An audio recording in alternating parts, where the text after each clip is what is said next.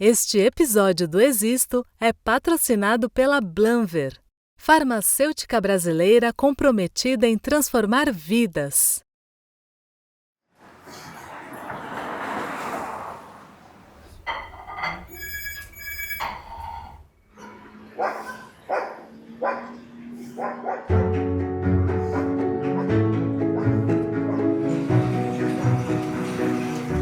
Eu comecei a perder cabelo e emagrecer muito. E eu não tinha fome, eu não conseguia comer. Aí fui emagrecendo. Aí eu comecei a ter uns sonhos. Eu sonhei que eu estava deitada. Não vou citar o nome porque eu não quero falar o nome da pessoa.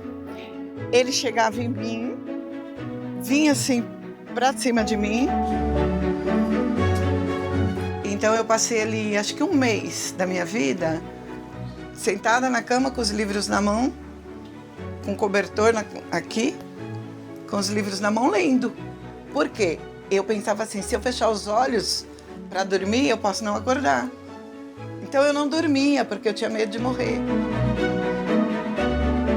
Então eu falava, 38 anos, foi isso aqui.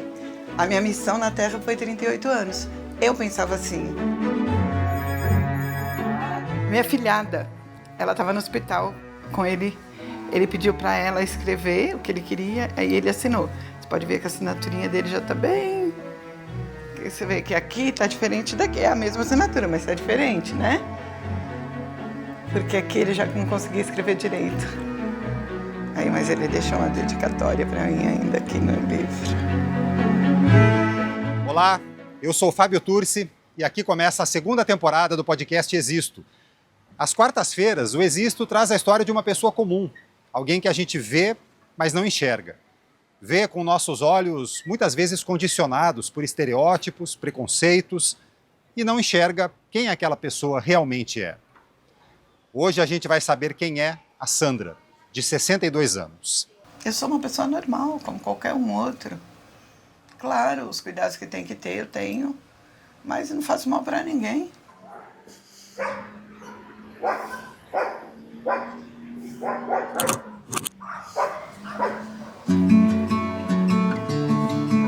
Você é de onde? Eu sou de Lourdes.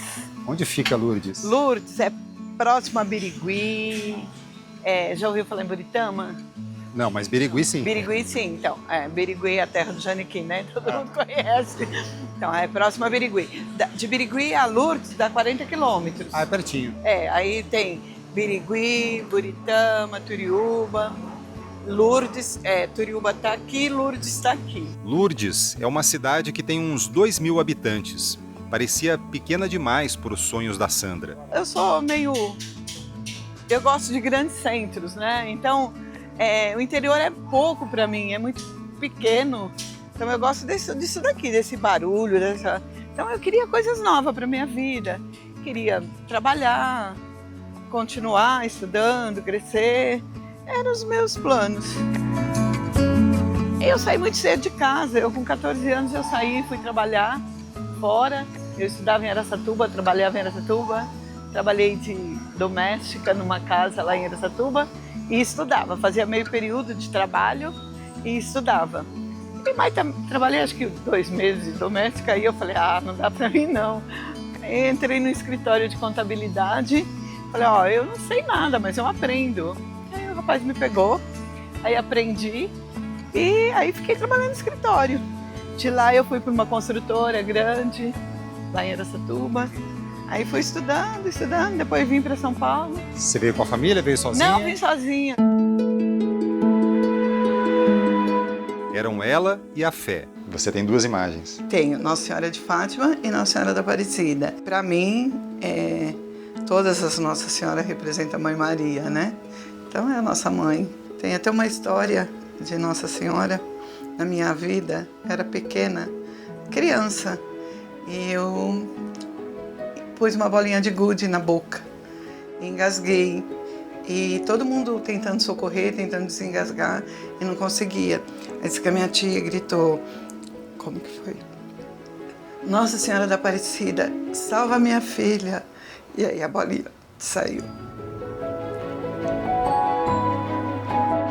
Em São Paulo, Sandra também encontrou uns anjos. Todo começo é difícil, principalmente uma pessoa com 17 anos que não tinha família, mas foi muito bem acolhida. Fui acolhida por uma família que eu morei muitos anos, inclusive ela, a senhora já faleceu, mas tem 2 filhas que eu considero como minhas irmãs, né? Que sempre esteve do meu lado.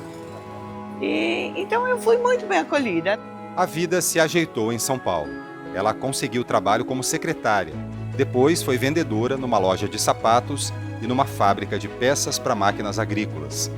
Conheceu o Ailton, com quem passou 10 anos. Tiveram 3 filhos, até que ele morreu num acidente de moto. Sandra tocou a vida com as crianças. A mais nova tinha só 2 anos. Mais algum tempo e ela conheceu outro rapaz. Foi uma coisa muito assim, sabe? Sabe quando você conhece uma pessoa que você não está afim daquela pessoa, mas que a pessoa insiste tanto, e você acaba cedendo e acaba ficando. Apesar da resistência no começo, com o tempo ela foi se envolvendo mais naquele namoro. Era bom, era legal, ele era uma pessoa, ele era companheirão mesmo. Nós namorávamos. Ele na casa dele, eu na minha. Aí depois de um certo tempo a gente acabou se aproximando mais. Ele tinha uma fábrica e eu às vezes ia lá na fábrica, ajudava ele lá nos negócios dele. E a gente foi se aproximando bastante. Mas o corpo da Sandra começou a dar alguns sinais. Umas feridinhas meio avermelhadas com uns detalhezinhos brancos. Então saiu na minha boca toda. Na época eu estava até fazendo tratamento dentário. Ainda comentei com o médico, ele falou, isso é baixa imunidade, é normal. Eu comecei a perder cabelo e emagrecer muito. E eu não tinha fome, eu não conseguia comer.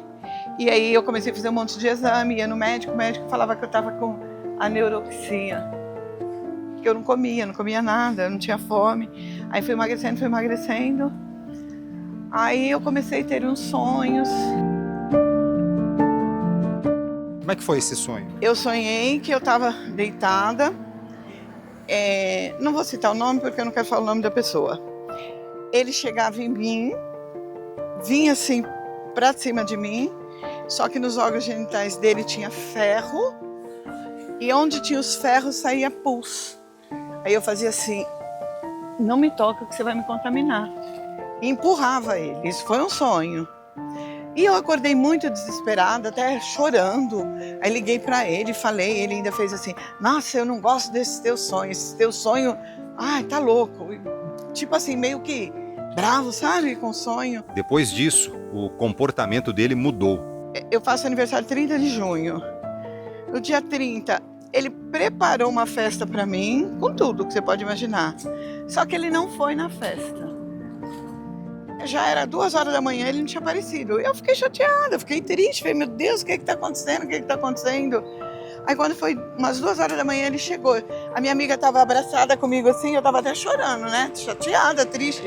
Aí eu só ouvi quando ele falou para ela, dá licença, deixa eu dar um abraço nessa mulher.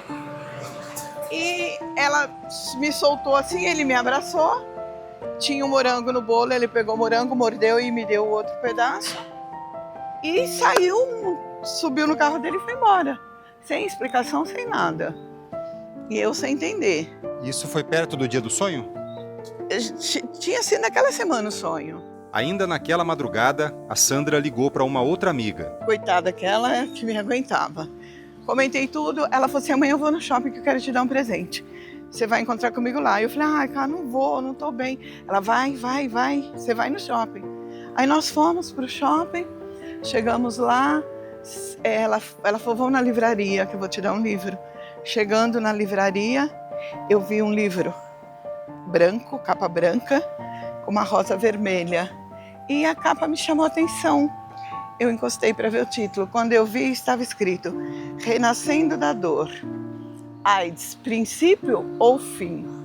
E uma interrogação. Eu desmaiei ali dentro. Ela me tirou, sentou na praça de alimentação comigo, pediu um espetinho de frango, um suco. Você vai comer. Só que eu não comia nada, eu não tinha vontade, nada descia. Ela, não, você vai comer, você tem que comer. Ela insistiu, eu acabei comendo devagar, tudo. Aí nós saímos para ir embora. No caminho ela fez assim, ela botou a mão aqui no meu ombro e fez assim, Sam, vai fazer um teste de HIV? Ela é taróloga. E ela virou para mim e falou, vai fazer um teste de HIV. Baseado nos meus sonhos, baseado nas coisas que estavam acontecendo. Toda vez que se falava em exame médico, ela falava, eu vejo alguma coisa no teu sangue, eu vejo alguma coisa no teu sangue. Só que ela não conseguia entender o que ela via no meu sangue. Era algo relacionado ao meu sangue, mas ela não conseguia entender o que era. E aí esse dia, acho que devido ao livro, devido a tudo que aconteceu, acho que ela conseguiu entender o que ela estava já vendo há muito tempo. Aí ela falou, vai fazer o teste de HIV. Sandra procurou o hospital do bairro. Eu falei com uma amiga que é médica, falei com uma amiga que também trabalhava lá. E aí elas contei tudo que eu estou te contando, do sonho, tudo que aconteceu. Aí elas acharam que não era parâmetros aquilo para um teste de HIV. Só eu falei, mas eu quero. Aí ela falou, tá bom, então vamos tirar a tua dúvida. Ela mesma colheu meu sangue na hora.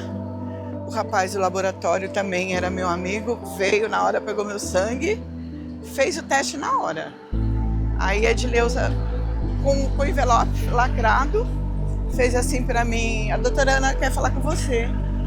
Aí eu, com o envelope lacrado, a doutora Ana quer falar com você. Aí eu imaginei, tá positivo. Peguei, ainda coloquei assim na luz pra ver, mas não consegui ver. Mas fui falar com a doutora Ana. Quando eu cheguei pra falar com ela, ela não conseguiu falar, ela já me abraçou e começou a chorar.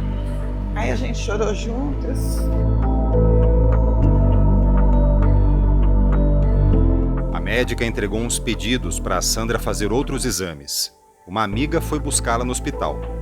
Sandra precisava dar a notícia ao namorado. Aí ligamos para ele foi em casa, quando a gente entregou o exame, ele deu um murro assim na parede e fez assim, sabia? Aí, mas na hora, era tão desesperador que ninguém se ligou porque aquele murro e aquele sabia, né? Ninguém se ligou, nada. Aí eu sei que dali nós fomos em 10 laboratórios diferentes fazer exame. Eu e ele. Porque a gente queria ouvir outra coisa. Quer dizer, vocês não estavam acreditando? Não, eu não estava acreditando. Aí fomos 10 laboratórios diferentes, fizemos um monte de exame, todos positivos. Aí começamos a fazer o tratamento junto. Até começamos em Campinas. E aí, um dia, conversando com o motorista dele, ele falou para mim que ele já sabia que ele era soropositivo, que ele tinha HIV. Quando eu soube que ele já sabia, aí foi muito doído, né? Pessoas saberem, por mais que você não queira se tratar, por mais que não quisesse me falar, mas que tivesse os cuidados devidos, né? Questão de humanidade, é questão de, sei lá, acho que uma pessoa assim, eu acho que uma pessoa que ela tem o prazer de contaminar a outra, quer ter o prazer, porque você saber de um problema e contaminar, acho que ela é muito pobre de espírito, né? Muito pequena. E naquele momento a relação acabou. Acabou a relação, acabou a amizade, acabou tudo. Tanto que são 24 anos e eu não tenho notícia dessa pessoa. Não tenho. Quem se trata corretamente consegue baixar tanto a carga viral que ela nem aparece nos exames. Depois de 6 meses com o vírus indetectável, a pessoa não transmite mais pela via sexual. Pode até se relacionar sem preservativo. Não foi o caso daquele namorado. Quando eu tive o diagnóstico foi difícil demais, porque em 2000 ainda era sinônimo de morte. Então eu achava que eu ia morrer de HIV. Eu achava que eu morreria ali. Eu tinha feito 38 anos, que eu fiz 38 anos, dia 30 de junho, depois de 4 dias, eu descobri ter HIV. Então eu falava, 38 anos, foi isso aqui. A minha missão na Terra foi 38 anos. Eu pensava assim, Então eu passei ali, acho que um mês da minha vida, sentada na cama com os livros na mão, com cobertor aqui, com os livros na mão, lendo. Por quê? Eu pensava assim, se eu fechar os olhos para dormir, eu posso não acordar. Então eu não dormia, porque eu tinha medo de morrer. Aí foi que eu comecei a ler, comecei a entender, comecei a estudar. Então, foi um tempo para eu falar assim, não, eu vou viver. Eu sou muito mais que um vírus e eu não vou morrer por conta disso. Eu morava aqui em Guarulhos, a minha mãe veio me buscar para ir para o interior, levou todas as minhas coisas. Tipo assim, eu vou levar minha filha para morrer lá, né? Mas eu falei, não, eu vou morrer. A informação e o tratamento fizeram a Sandra entender que ainda não era a hora dela. Você guarda aí. Sim, aqui ficam os remédios, eu separo, coloco aqui, para eu ter os dias certinho, porque tem outros remedinhos, né? Então, do HIV são esses. Tem bastante, né? É que já pega para 3 meses. Você pega onde os remédios? Emílio Ribas. Então, são esses, né? Esses 3. E aqui, eles estão separadinhos aqui. Esses daqui são outros remédios que eu tomo também. Uhum. Que esse é para o estômago, esse é a ansiedade, esse também para o estômago. E aqui são os 3 do HIV. O Instituto de Infectologia Emílio Ribas é uma das maiores referências em doenças infecciosas da América Latina e atende pacientes do SUS. E para esses remédios aí você não paga nada, então? Não paga nada. Tudo que se refere a HIV, a gente não paga nada, é tudo de graça. E aí você faz o controle a cada quanto tempo? Agora eu vou de 6 meses. Por Emílio Ribas? Por Emílio Ribas. Aí se tem alguma ocorrência no meio dos 6 meses, você corre pro Emílio. E tem aparecido muita ocorrência? Ah, não. Foi só essa pancreatite, às vezes uma gripezinha. Mas faz tempo também que eu não pego gripe, graças a Deus. Depois que eu tive HIV, eu nunca mais consegui fazer um convênio. Até tentei várias vezes. E eu não consegui mais. Ninguém aceita? Eu tentei acho que uns 4 convênios diferentes. Nenhum aceitou. E aí, na época, até pensei em entrar na justiça. Falei, vou perder tempo não e nem vou me desgastar. E aí, lá no Emílio Ribas, a gente tem realmente o que você precisa. Então, não me preocupo mais com isso. Claro que, às vezes, você faz alguns exames fora, no particular, porque o SUS, apesar de ser muito bom, né? Só que, às vezes, é moroso. Então, demora. E eu sou meio afoita, né? Não sei muito esperar. Então, eu preciso fazer particular, porque quando precisa de alguma coisa... O único exame que eu não faço fora é CD4 e carga viral, porque são muito caros. Então, tem que ser no Emílio Ribas mesmo. Mas tem muita coisa que você demora muito, você não consegue marcar. E aí você faz fora. E você consegue... É tranquilo para você pagar por esses exames? Eles não são tão caros quanto o outro, mas são caros na também? Na verdade, a gente teve aí uma facilidade, né? Não vou nem citar nomes para não fazer propaganda. Mas tem um convênio aí que você paga uma taxinha por mês, pequena. E aí os exames, as consultas, são todas mais baratas. Então, uma consulta, normalmente, você paga R$59 por conta dessa taxinha que você paga mensal. Um exame que qualquer lugar aí você pagaria 600, 700, você paga R$120. Então, são coisas que dá pra gente, são coisas em contas. Estou indetectável. Já faz um bom tempo que eu estou indetectável. O vírus está ali dentro, mas ele não aparece. É tão baixinho que... Ele não aparece, não detecta no exame. A vida continuou, mas não seria mais como antes. O primeiro preconceito que eu sofri foi no meu próprio trabalho. foi do dono da empresa para quem ela trabalhava fazia 1 ano. Trabalhava numa empresa de pesquisa e pesquisa de mercado. E estava bem no trabalho, o pessoal gostava muito do meu trabalho, eu fazia muita coisa, eu desenvolvia muito bem o meu trabalho. Quando ele soube que eu tinha HIV, ele me chamou. Falou, olha, infelizmente, eu nunca convivi com alguém com esse problema, então não dá para você continuar aqui. E me mandou embora. Como que ele soube? Porque eu falei, né? E porque ele era irmão de uma amiga minha, que foi a primeira pessoa que soube que eu tinha HIV. Você já tinha todo o sofrimento pela doença, pela descoberta, e ainda tive esse baque, esse choque. Porque era a hora que eu mais precisava do emprego. Eu tinha que sobreviver. Eu pagava aluguel, eu tinha tudo, a minha vida ali. Então eu senti tudo desmoronar. Sandra conseguiu outro emprego, mas tudo desmoronou de novo. Eu trabalhava no escritório, departamento pessoal. E o que aconteceu ali? E quando eles souberam, um certo dia me chamaram, inclusive era uma firma até de roupas. Eu, além de trabalhar no departamento pessoal, às vezes eu provava as roupas para eles, né? Eu provava. Aí quando eles souberam, eles me chamaram e mandaram embora. Aí vem aquela sensação de frustração, né? Então, peraí. Aí tô lá, tô trabalhando, tô dando o meu melhor, tô me dedicando. Aí, de repente, sou desligada. Quer dizer, tem uma coisa que conta mais do que o seu empenho, a sua capacidade. Empenho, com certeza, com certeza. Para se manter, Sandra começou a vender perfumes e produtos de higiene e beleza.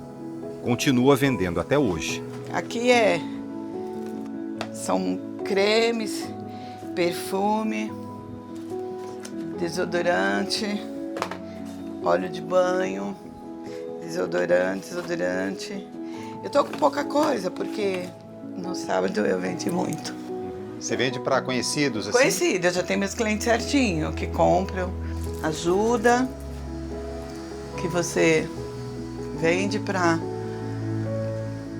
as despesinhas, né? Dá para pagar uma luz, dá para pagar uma água, dá para fazer uma despesinha do mês. Então, ajuda sim, ajuda. Às vezes tem um aniversário, a pessoa precisa de um presentinho. Você tem aí alguma coisa para mim? Tenho, sempre tem alguma coisa para atender. Aí você vai e entrega? Aí eu vou e entrego.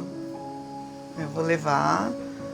Eu sempre levo, né? Não deixo as pessoas terem o trabalho, porque o interesse é meu, né? Então eu vou sempre nas casas levar. A não ser que a pessoa fale, eu quero ir na sua casa pegar. E também fica à vontade, pode vir. Mas geralmente eu levo. O passo seguinte foi pedir a aposentadoria, com apenas 50 anos de idade. Quando foi pedido a minha aposentadoria, nenhum perito do INSS deu minha aposentadoria. Eles alegavam que eu tinha condições de trabalhar. Só que a minha advogada entrou, peticionou, explicando que eu tinha sim condições de trabalhar, só que ninguém me dava emprego, porque a nossa sociedade ainda não aceita. Então, e aí, o que eu ia fazer? Na minha idade, porque na verdade eu aposentei em 2012. 2012. Então eu já não estava mais mocinha, né? Aí ela alegou isso, que infelizmente a sociedade eles não aceitam. E realmente o juiz me aposentou baseado nisso. Você queria ter continuado trabalhando? Queria. E não conseguiu? Não.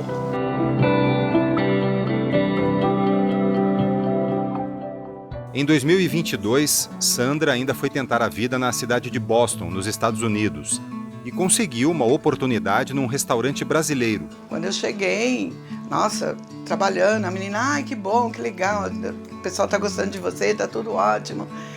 E só que eu tinha que falar, eu vou ter, porque lá, você não vai lá de 6 meses como aqui. Ao médico? Lá é todo mês. Todo mês, quando você chega, uma enxurrada de exame, eles te reviram de ponta cabeça. E eu estava recém-chegada ali nos Estados Unidos, então tinha um monte de coisa para fazer. Aí eu chamei a moça e falei, olha, como eu não precisa, eu trabalharia por horas, então eu não precisaria estar aquele período todo. Então eu fui conversar com ela. Aí falei que eu ia ter que ir no médico, tal. Aí ela perguntou por quê. Eu falei, porque eu sou soro positivo. Aí na hora que eu saí para ir embora, ela me chamou e falou que não precisava mais do meu serviço. Que ela ia fazer o teste com uma outra pessoa. Tipo assim, como se não tivesse dado certo o meu teste. Mas deu certo. Você fala, meu Deus, que absurdo. Nos tempos de hoje, né? Que falta de informação. É triste ver como a mente das pessoas são tão pequenas, né?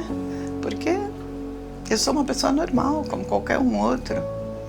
Claro, os cuidados que tem que ter, eu tenho, mas não faço mal para ninguém. Você chegou a fazer algum outro trabalho lá?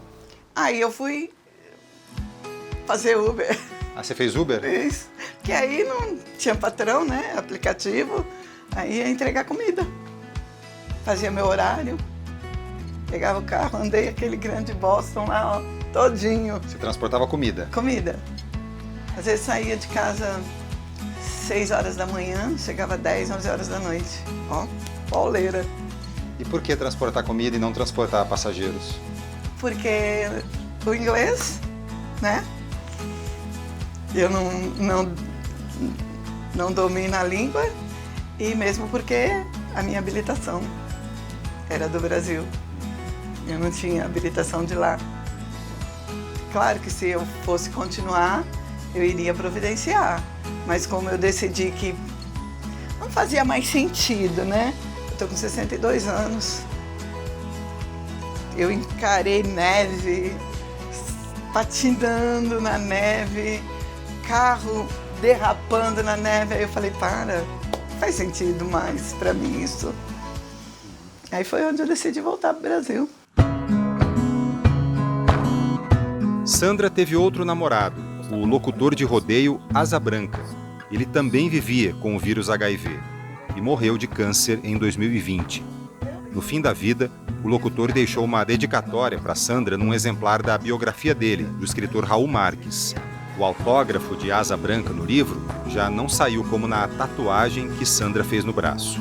Minha filhada, ela estava no hospital com ele. Ele pediu para ela escrever o que ele queria, aí ele assinou. Você pode ver que a assinaturinha dele já está bem...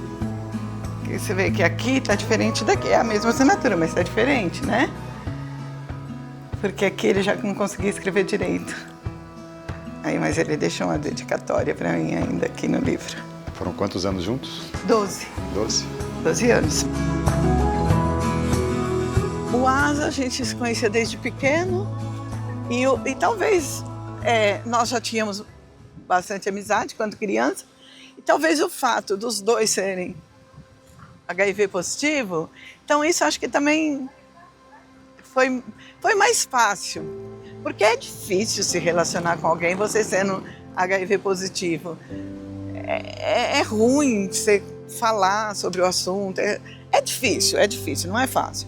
E quase foi tudo mais simples, né? O ápice da carreira dele já tinha ficado para trás. Ele já estava bem...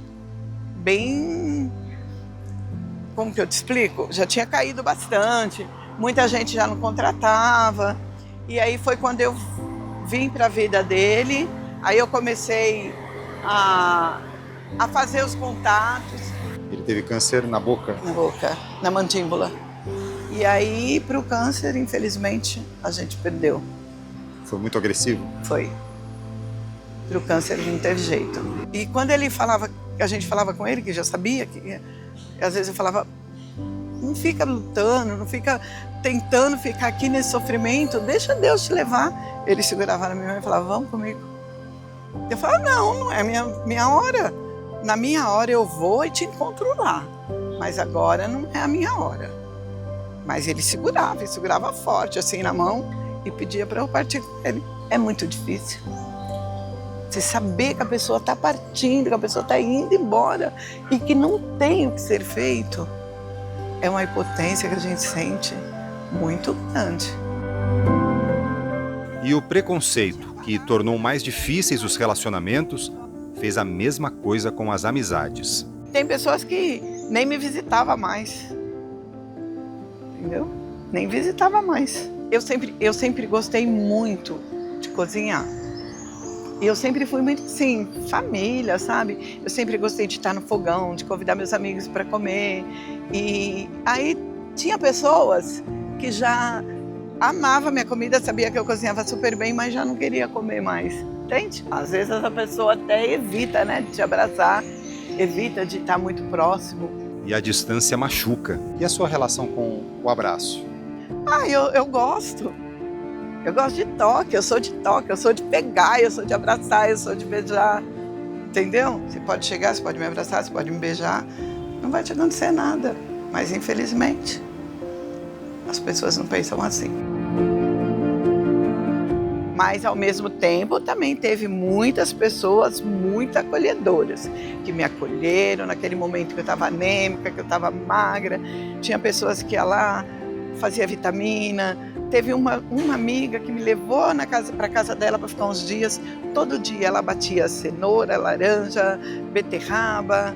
E ela sentava e falava, come, você vai comer. E ficava esperando eu comer. Quando eu fui para o interior, eu resolvi ir para o interior.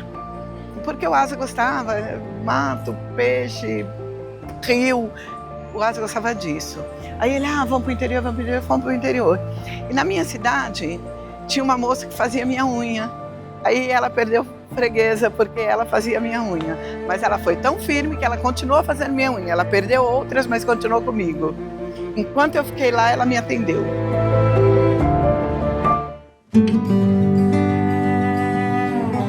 O que te mantém de pé? Você vive hoje para quê? Pensando em quê? Para minha família, pelos meus netos. Meus netos me mantêm viva. Meus netos é tudo. Tenho netos lindos, maravilhosos. Meus netos são tudo na minha vida. Tem pai, tem mãe, né? Minha família é tudo. E assim, eu peço para Deus, deixa eu curtir um pouco meus netos. Quero ver meus netos formados, quero ver meus netos crescer, quero viver a vida dos meus netos. Então eles são tudo na minha vida. Vivo por eles. A segunda temporada do Existo volta na semana que vem com a história da Elisângela, que passou a sofrer várias manifestações de preconceito exatamente quando mais precisava de apoio. Este episódio do Existo é patrocinado pela Blanver, farmacêutica brasileira comprometida em transformar vidas. Para falar com a gente, mande uma mensagem no Instagram, @existo.podcast. Para apoiar o Existo, inscreva-se em nosso canal no YouTube ou siga no Spotify. Até quarta-feira que vem. E aí chegou uma hora que eu entendi, eu me lembro que a primeira vez que eu ouvi essa frase foi uma amiga muito querida, por sinal, ela fez assim para mim: Ei, reaja, você é muito mais que um vírus. Aí, essa frase eu levei para mim. Então, hoje, eu sou muito mais que um vírus. Não é nada fácil, mas tô aqui, inteira, cheia de vida. Então, converso com o cara lá em cima e falo, você me deixa aqui, não me leva não. Ainda tenho muito que mostrar para muita gente. E eu tô aqui hoje.